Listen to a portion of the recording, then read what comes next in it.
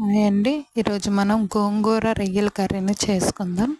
ముందుగా గోంగూరని బాగా వాష్ చేసి ఒక ప్యాన్లో వేసుకోవాలి. దాంట్లో కొంచెం టమాటా ముక్కలు, పచ్చిమిర్చి కూడా వేసుకొని బాగా వేగనేయాలి.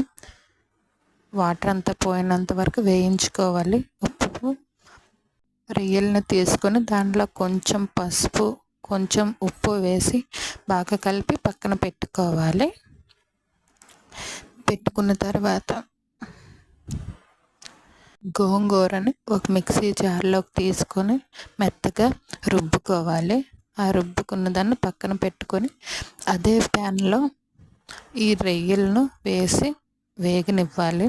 వాటర్ అంతా పోయేంత వరకు చక్కగా వేయించుకొని ఒక బౌల్లో తీసి పెట్టుకోవాలి. అదే ప్యాన్లో కొంచెం ఆయిల్, తాలింపు గింజలు వేసుకొని ఉల్లిపాయలు, కరివేపాకు, ఎండుమిరపకాయలు వేసుకొని వేగిన తర్వాత ఈ పేస్ట్ని అందులో వేసి బాగా కలుపుకోవాలి. తగినంత ఉప్పు, కారం, పసుపు వేసుకొని కొంచెం వాటర్ వేసుకోవాలి. ఇప్పుడు రొయ్యలను కూడా వేసి దగ్గరగా అయ్యేంత వరకు ఉంచుకోవాలి. అంతే, ఎంతో టేస్టీ అయిన రొయ్యలు గోంగూర రెడీ. మరిన్ని వంటకాలను తెలుసుకోవాలంటే మన ఛానల్ని ఫాలో చేయండి.